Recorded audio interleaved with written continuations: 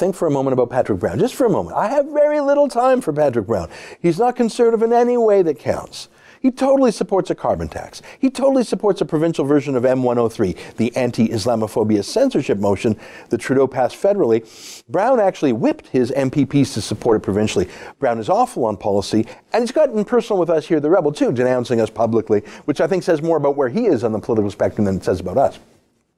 But still, even though I'm glad he's not the leader, and I'm glad all three of these candidates that are, I don't know about the fourth one, who are seeking to replace him or against the carbon tax, for example, I still think it was fishy why Brown was kicked out in that manner. Brown surfaced again a few days ago in the Toronto Sun with a detailed rebuttal to the CTV accusations against him.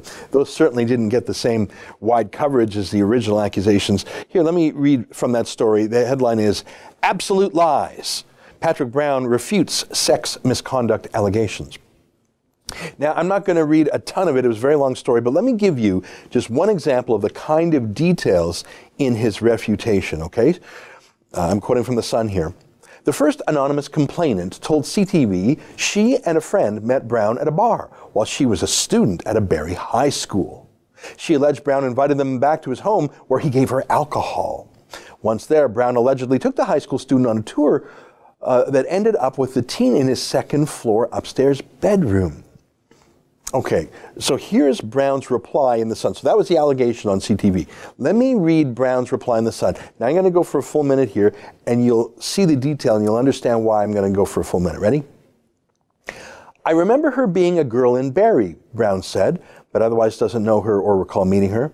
"Nor could the incident have happened as described," he said, "because he lived in a ground floor apartment when the teen was in high school. I did the math. In 2007, I didn't live in the home where I had a second floor bedroom," he said. "It's just factually impossible for that to have happened."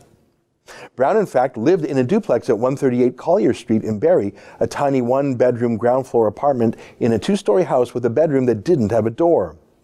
The other side of the duplex was his legal office, and a separate apartment upstairs was rented out to someone else. Brown presented Postmedia with affidavits from former staff attesting to the configuration of the building, and a Barrie real estate professional involved with the property at that time confirmed Brown lived in the downstairs apartment. I'm almost done.